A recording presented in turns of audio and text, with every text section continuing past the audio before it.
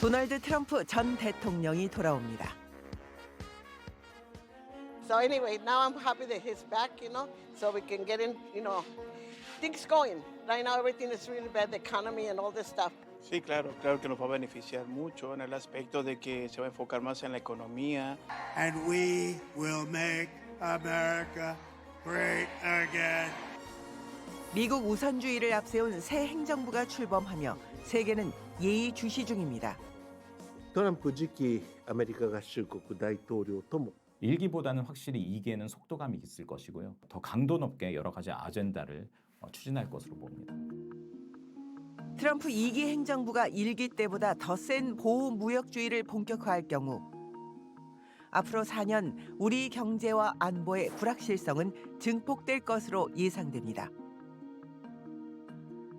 관세를 높이면 그만큼 우리 수출 단가가 높아지고 우리한테 입장에서 보면 수출이 점점 어려워지겠죠. 왜냐하면 우리 수출 가격 경쟁력이 떨어지니까. 걱정은 좀 되긴 하는데 트럼프 행정부가 보편 관세를 하면 K뷰티만 때리는 건 아니잖아요. 저희가 경쟁에서 좀 밀린다 이런 생각은 안 하고 있고요.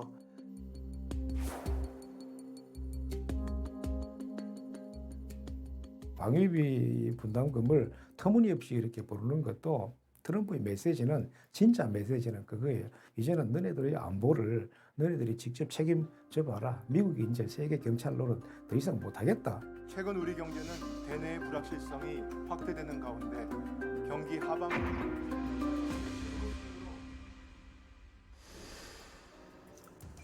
트럼프 미국 대통령이 현지 시각 22일 취임식을 합니다. 트럼프 2기 행정부 출범 뒤 일어날 정책의 변화를 전망하고 어떻게 대응해야 될지에 대한 방향성을 제시하는 책들이 많이 보입니다. 이는 미국 우선주의 정책을 앞세워 동맹국들을 향해서도 값비싼 청구서를 예고하고 있기 때문인 것으로 보입니다. PD 리포트 25는 트럼프 2기 행정부 정책이 우리에게 어떤 영향을 미칠지를 전망하고 그 방향성을 모색해 보겠습니다. 100% will prevent World War III. 거리는 충격의 여파 때문인지 뒤숭숭한 분위기였습니다.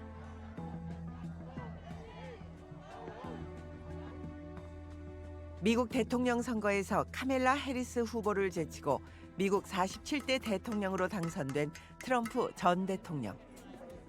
트럼프의 대통령 당선이 확정되면서 미국 전역에선 서로 엇갈린 두 개의 시위가 잇따랐는데요. Honestly, I'm still a little in shock. I'm still processing. That was the first thing I saw when I woke up this morning. And if I'm being completely honest, I wasn't expecting it to go this way based off of what I had been seeing.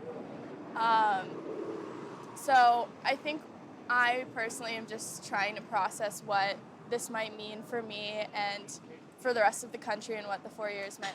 I'm not surprised. I kind of figured Trump would win.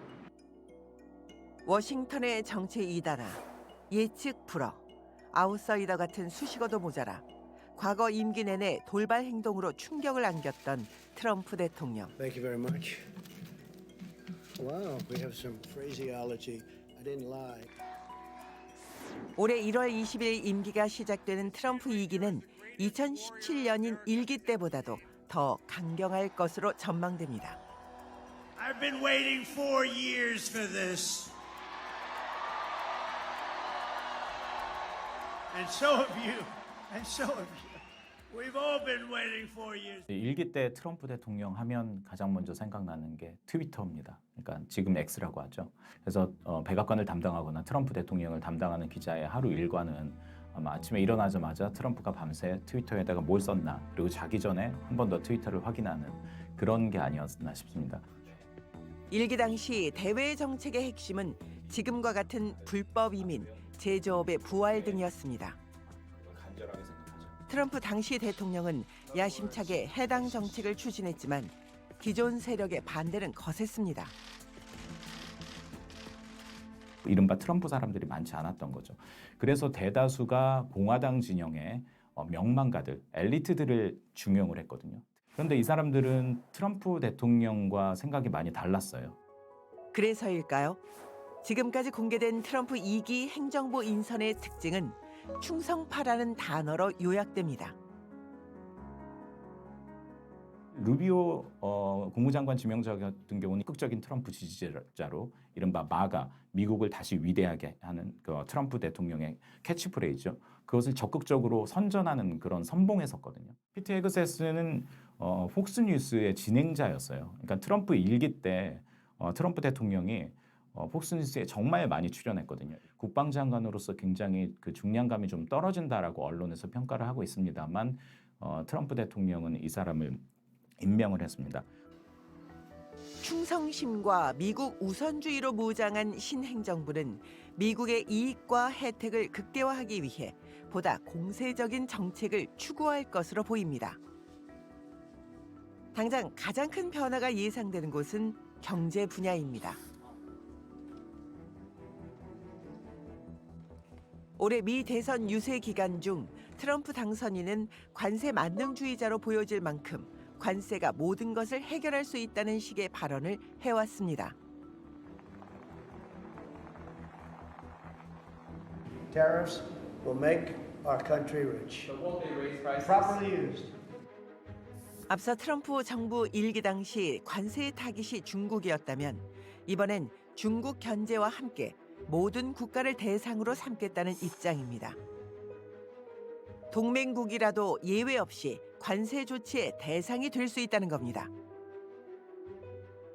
2017년부터 5년간 계속이 되는 그 시기에 사실 미중 간의 무역 전쟁이라고 우리가 부르는 미중 갈등이 굉장히 심화됐던 시기죠. 그때 중국을 견제하기 위한 수단으로 고관세 정책을 썼던 적이 있고 이번에 이제 이달 시작되는 트럼프 2기에서 고관세 정책을 지금 강도 높게 추진하는 그 배경이 되는 것은 지난 수년간 특히 이제 코로나 와중에 더 미국의 대외 무역 수지 적자가 더 심화됐다, 커졌다. 그건 뭐 장기적인 추세이기도 합니다만은 그래서 이 부분을 좀 적극적으로 균형화하겠다 하는 이제 의도가 있죠. 최근엔 이웃한 멕시코와 캐나다 국경을 통해 유입되는 이민자들이 범죄와 마약 문제를 일으킨다고 주장하고 두 나라가 이 문제를 해결할 때까지 25%의 관세를 부과하겠다, 으름장을 놓기도 했습니다. 첫 번째가 이제 불법 이민 문제고요. 두 번째가 이제 마약 문제인데 우리가 생각하는 것 이상으로 미국은 이 문제 굉장히 심각합니다. 그러다 보니까 이게 이제 국경을 맞대고 있는 나라고 이게 워낙에 이제 그런 광대한 그런 면적을 접하고 있기 때문에 이걸 일일이 다 이거를 어떤 게이트키핑 할 수 없는 그런 상황이거든요. 그러다 보니까 굉장히 강력한 메시지를 전달하는 게 필요하다고 판단을 한 것 같고. 관세 징벌 발언 이후 트루도 캐나다 총리는 플로리다의 트럼프 자택을 전격 방문하며 자세를 낮췄고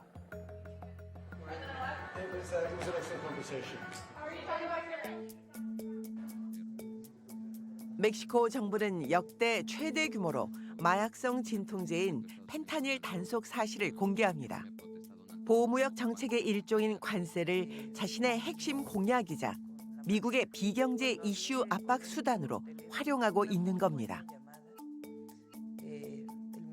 We rethinks it. I think it's a counterproductive thing to do. You know, look, one of the things you've heard me say before that 이번 선거 공약에 따르면 미국 시장에 들어오는 전 세계 모든 수입품에 부각했다 공언한 보편 관세는 최대 20%, 중국산 수입품 관세는 60%에 달합니다. I think it's going to set this country apart from all others. You do some great work. 한국의 보편 관세율이 얼마일지는 아직 정해지지 않았습니다. 보편 관세 10%가 현실화될 경우 적잖은 파장이 예상됩니다. 일반 소비자들이 국내에서 주유소를 갔을 때에 1,500원, 리터당 1,500원이 10%면 150원이 올라야지 이게 해당되거든요. 근데 150원이 아니라 50원만 올라도 소비자들이 느끼는 그런 저항감은 크지 않습니까? 그래서 그대로 관세가 어떤 소비자가 최종적으로 지출하는 비용에 100% 전가가 되지는 않겠습니다만은 일부 그런 품목이 있을 수도 있고 그렇다면은 사실은 실물 경제에 미치는 영향 상당히 클 것으로 보여집니다. 무엇보다도 무역 의존도가 높은 한국 경제는 타격을 피할 수 없을 걸로 전망됩니다.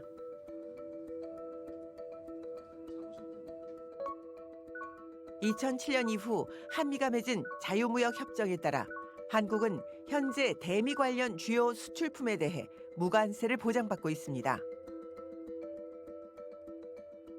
한국과 미국 사이에는 이제 한미 FTA가 있기 때문에 이게 이제 협정 발효된 지 이제 12년이 지났거든요. 그래서 모든 공산품에 대해서 관세가 없는 상태입니다. 그래서 관세가 있는 제품들은 주로 이제 그 일부 농축수산물이 되겠죠. 그래서 이런 경우를 제외하고는 공산품은 관세가 상호 간에 지금 없는 상태입니다.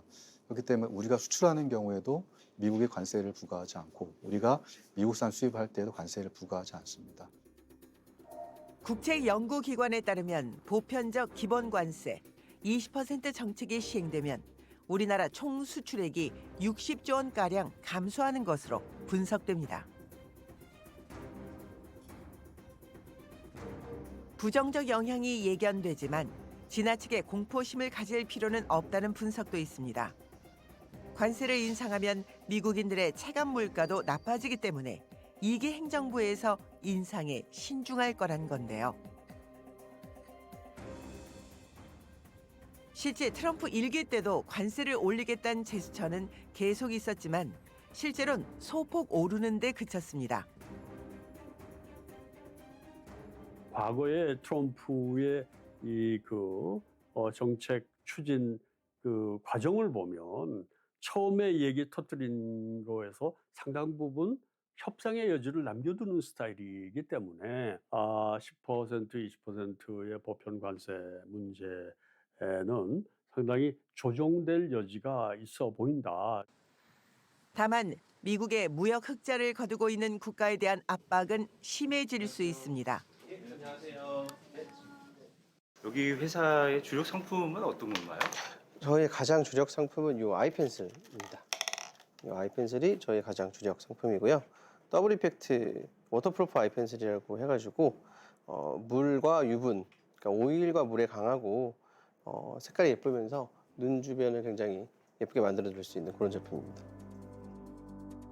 토종 화장품 브랜드인 이 회사가 2018년 출시한 아이펜슬은 최근까지 600만 개 넘게 팔리며 인기를 얻고 있습니다.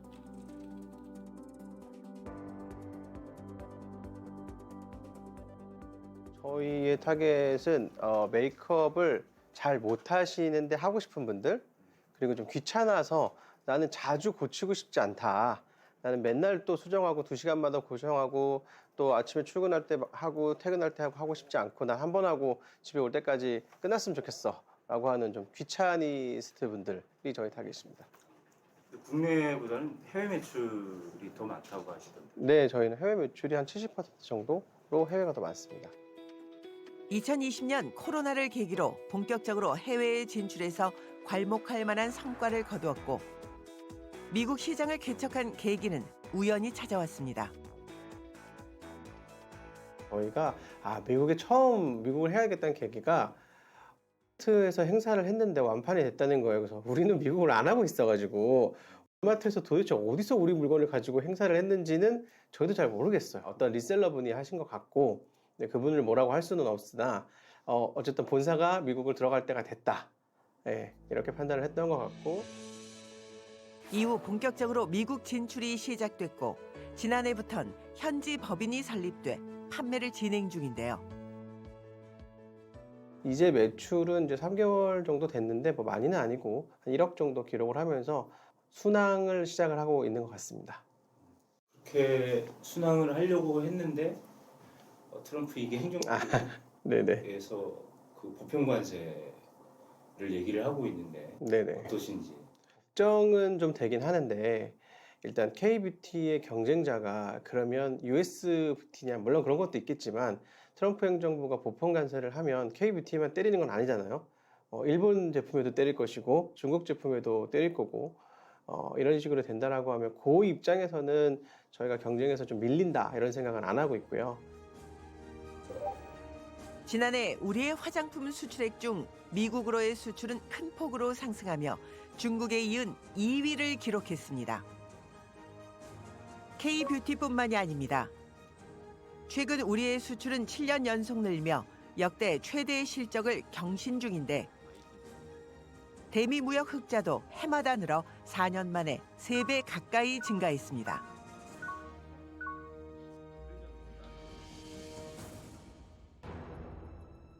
문제는 트럼프 행정부가 미국의 흑자를 보는 국가에 적대적이며 이런 국가들로 인해 미국 경제가 고전 중이라 생각한다는 점입니다.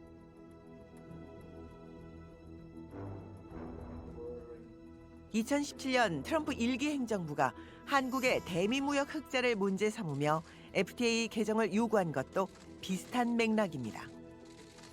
모든 가능성에 대비해서 우리 국익을 최대한 반영할 수 있도록 국익을 최우선으로 해서 협상을 하겠습니다. 요 몇 년간 한국에 대한 미국의 적자폭이 늘어난 만큼 2기 행정부에선 다시 한번 FTA 재협상을 압박할 수 있습니다. 2020년도에 대미 무역 수지 흑자가 한 160억 불 남짓이 났었는데 지난해에 무역 수지 흑자 규모가 3배 이상으로 늘었어요. 그러니까 이게 추세적으로 보면 상당히 미국 입장에서 보면 좀 뭔가 좀 수단을 써야 될 대상이다 이렇게 생각할 수 있죠. 그러니까 기회가 되면 우리 한국 부자다. 이제 좀 압박을 가할 여지가 있어 보이는 식의 이걸 하고 있고. 이 2기 때도 무역 수지 개선을 위해서는 한미 FTA 재협상을 요구할 가능성이 있다고 봅니다.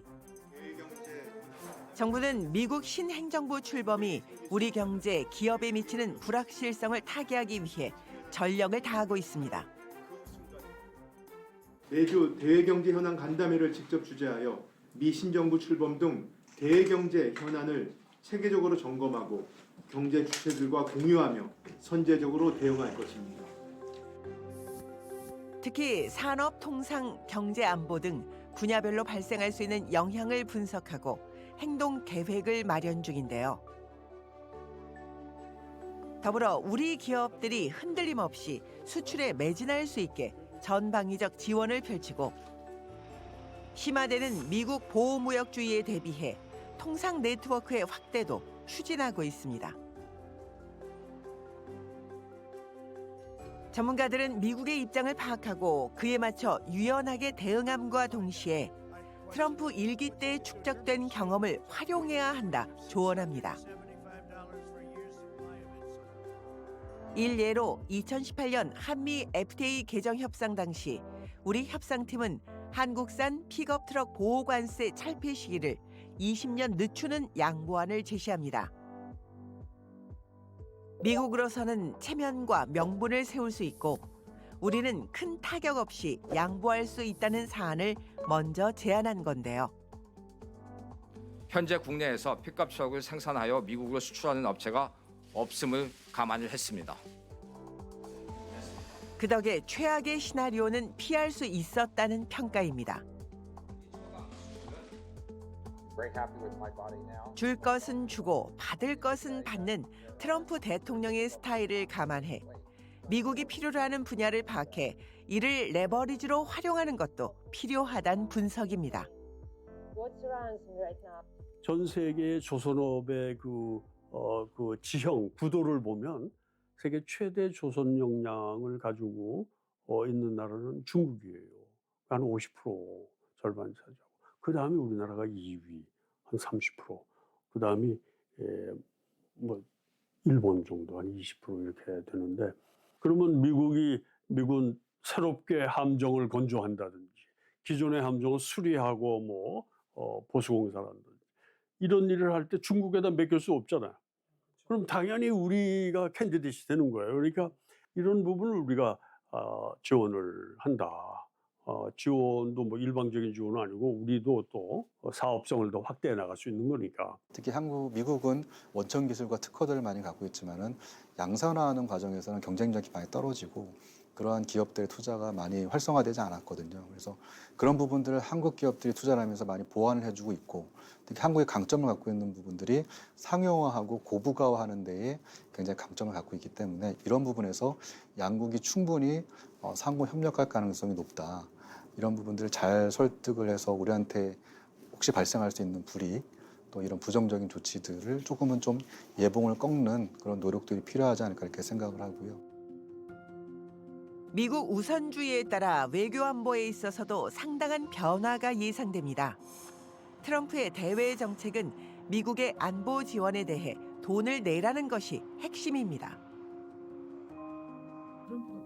이에 따라 주한미군 방위비 분담금 문제도 다시 거론될 것으로 전망됩니다.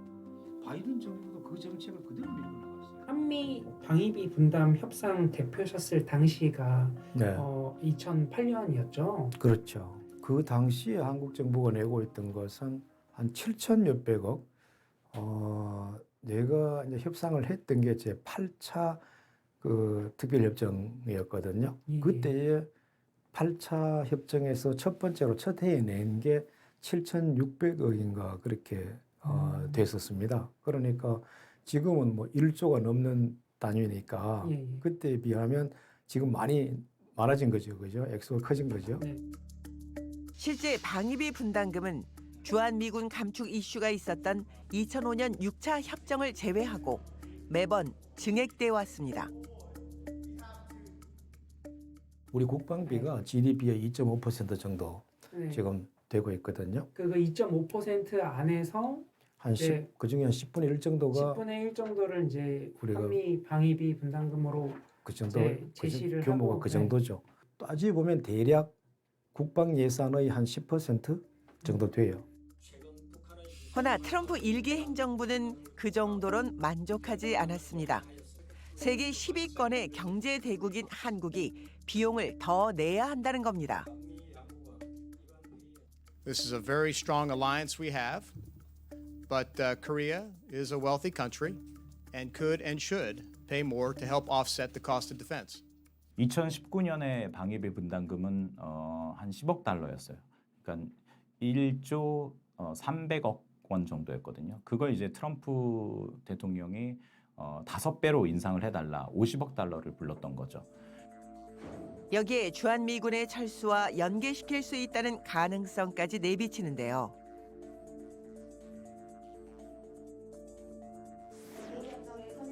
무리한 요구로 협상은 장기간 교착됐고 양국은 바이든 정부가 출범하고서야 마무리됩니다.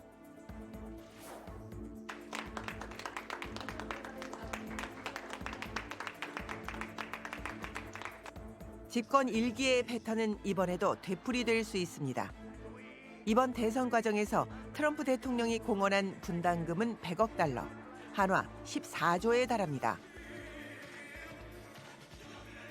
민주당 쪽에서는 이렇게 트럼프가 노골적으로 동맹을 협박하고 압박하는 것을 그렇게 달가워하진 않습니다. 하지만 한꺼풀 더 벗겨서 들어가면 미국 입장에서는 동맹국으로부터 무엇을 더 받아내서 미국의 부담을 줄인다면 싫어할 사람들이 없습니다. 실제로 트럼프 대통령이 이렇게 강력하게 동맹국을 압박한 이후 지방 주 정부의 공화당의 하원 의원이라든가 많은 의원들이 트럼프의 말을 반복을 하고 있습니다. 우리가 불필요한 미군을 해외에 주둔할 필요 없다. 우리가 동맹국으로부터 더 많은 돈을 받아들여야 된다. 이런 이야기들을 노골적으로 하고 있는 정치인들이 점점 늘고 있거든요. 트럼프 변수로 불안정성이 고조되자 한미는 지난해 초 2026년부터 5년간 적용할 분담금 협상을 개시해 타결합니다. 지금 가능한 한 합리적인 수준에서 타결할 수 있었으면 빨리 해서 법적인 안정성을 확보하는 것이 국익을 위해서 바람직하다는 판단 때문에 그렇게 했습니다. 우려되는 건 트럼프의 귀환으로 바이든 행정부와 체결한 이번 협정이 번복될 가능성이 있다는 점입니다.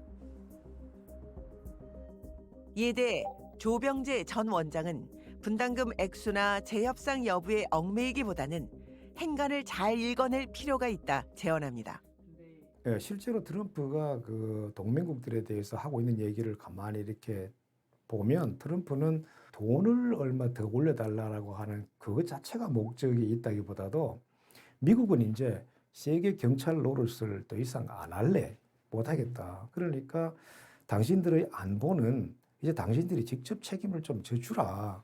지금까지 너네들이 뭐 걸핏하면 미국 보고 도와달라고 얘기했는데 이제는 너네들의 안보를 너네들이 직접 책임져봐라. 미국이 이제 세계 경찰 노릇 더 이상 못하겠다. 이렇게 얘기하는 거거든요. 그런 맥락에서 한국은 뭐 필요하다면 국방비 지출도 더 늘릴 수도 있는 거고 다른 형식으로 한국이 이제 한국 방위에서의 주도적인 역할을 하는 그런 이제 방식을 찾아봐야 될 겁니다.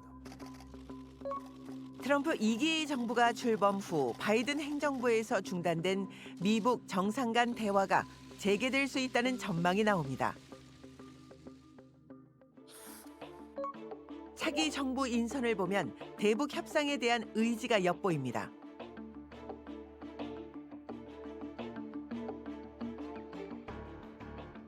그런데 미북 대화가 성사되더라도 구체적인 성과를 낼 수 있을지에 대해서는 의견이 엇갈리는데요.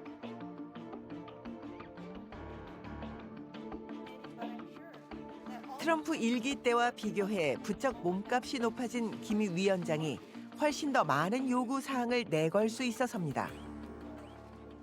김정은은 2018년, 2019년의 김정은이 아닙니다.